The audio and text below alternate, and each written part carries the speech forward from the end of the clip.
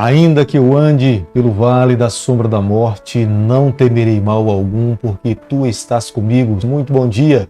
Que a graça e a paz do nosso Deus nessa manhã alcance a tua vida e a tua família. Peço a Deus nessa manhã que visite o teu lar, que visite a tua família e que esse dia seja um dia de ricas bênçãos. Queremos a cada dia viver conforme a palavra do Senhor. Pedimos a Deus nessa manhã que o Espírito dele seja derramado sobre a nossa vida, nos capacitando, nos dando forças para viver o ideal de Deus. Temos a certeza que muito em breve o céu irá se abrir, Jesus Cristo irá voltar, os seus filhos serão levados para se encontrar com o Senhor e viveremos com o Senhor por toda a eternidade. A cada dia que vivemos, o nosso coração é renovado nessa esperança.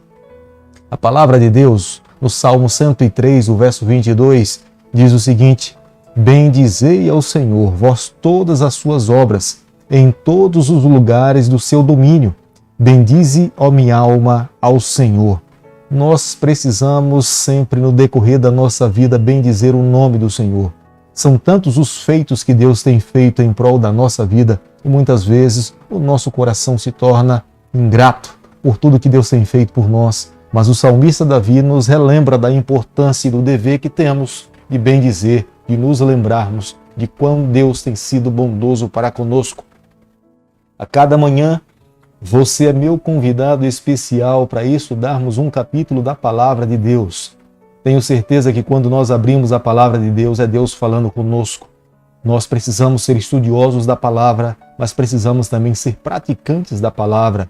E é a cada manhã que nós, diante do Senhor, nos humilhamos, pedindo a Ele forças para que a cada dia nós possamos viver o seu ideal.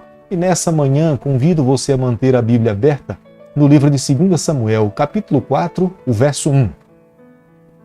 Ouvindo, pois, o filho de Saul, que Abner morrera em Hebrom, as mãos lhe afrouxaram, e todo Israel pasmou. O capítulo que nós iremos estudar nessa manhã nos traz em síntese da necessidade que temos a cada dia de vivermos uma vida dependente do Senhor.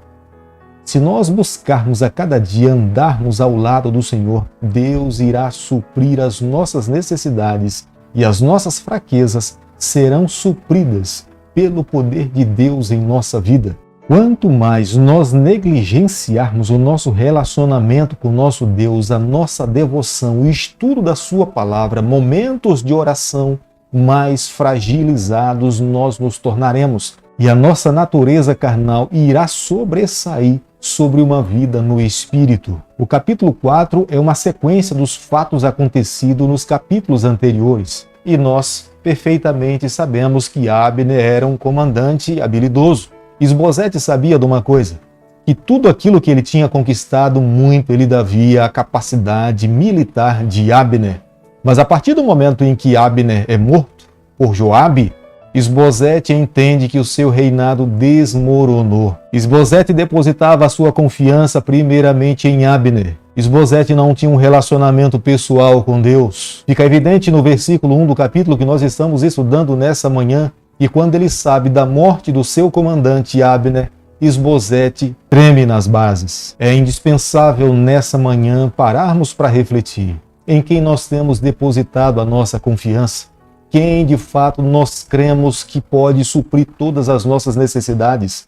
Mas eu e você, a cada dia, nós precisamos manter a nossa confiança no Senhor.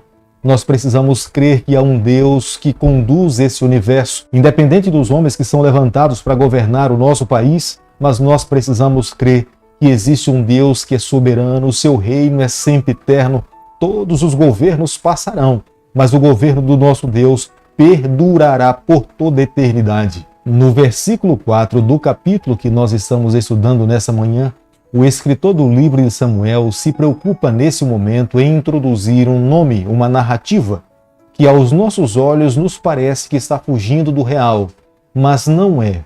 Ele, na verdade, tem uma intenção no seu coração, porque após a morte de Isbosete, que era aquele que poderia de fato assumir o trono da nação de Israel porque tinha sangue real, agora o único que poderia substituir a Isbosete era Mefibosete, que era filho de Jonatas. Eis a razão pela qual o escritor do livro de Samuel inclui o nome de Mefibosete nesse relato bíblico. Mas o restante da história de Mefibosete é contado nesse mesmo livro, só que no capítulo 9 desse livro. Beerote era uma cidade gibeonita da tribo de Benjamim, de onde provém o nome Beerotita. Como nós podemos ver no versículo 5, Recabe e Baaná, filho de Rimon, chegaram na casa de Isbosete pelo período do meio-dia. Isbosete estava dormindo. Traiçoeiramente, eles chegaram ali com o intuito de pegar trigo. Mas vendo que Isbosete estava dormindo, eles feriram Isbosete no abdômen e mataram Isbosete. Depois de terem matado a Isbosete, eles cortaram a cabeça de Isbosete e levaram a sua cabeça para Davi, que estava em Hebrom. O pensamento desses dois jovens era que Davi iria os agradecer pelo fato de ter eliminado o único que poderia ser um concorrente direto para o trono da nação de Israel. Mas a reação de Davi foi completamente contrária. Da mesma forma como Davi lamentou a morte de Saul, Davi lamentou a morte de Isbosete. E aqueles homens que mataram a Isbosete, Davi ordenou que os matassem também. O escritor do livro de Samuel tem uma preocupação para nos mostrar, através do capítulo 4, que Davi não teve nenhuma participação direta para poder matar os familiares de Saul. A aliança que ele tinha assumido tanto com Saul como Jonatas foi fiel em cumprir integralmente. Isso nos mostra claramente que Davi era um homem de palavra. Davi, ao lidar com o problema de Benaia e Recabe, Davi estava, na verdade, estabelecendo um princípio.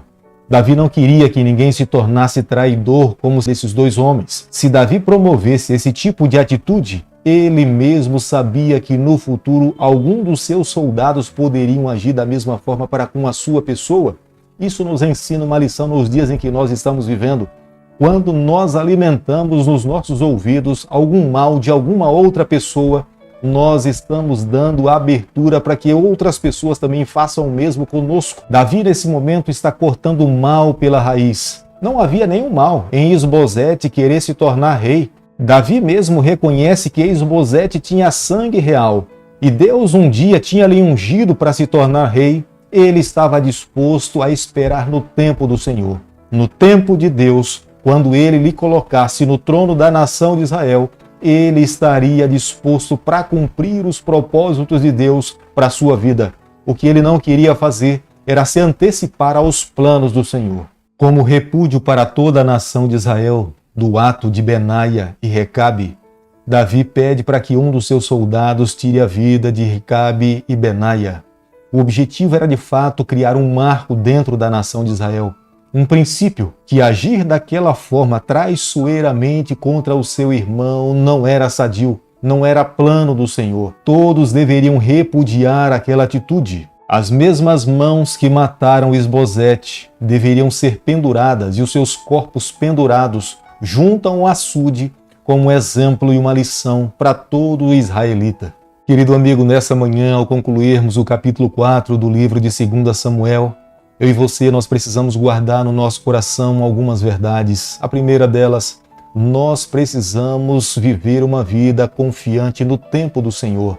Deus tem nas suas mãos o controle do planeta Terra. Quando nós esperamos o tempo de Deus, Deus está trabalhando conosco. Deus está nos ensinando. Viver uma vida ansiosa, nos colocando na frente de Deus, o prejuízo será para nós mesmos. Quando olhamos para a vida de Davi, conseguimos compreender que Davi esperava no Senhor e no tempo do Senhor.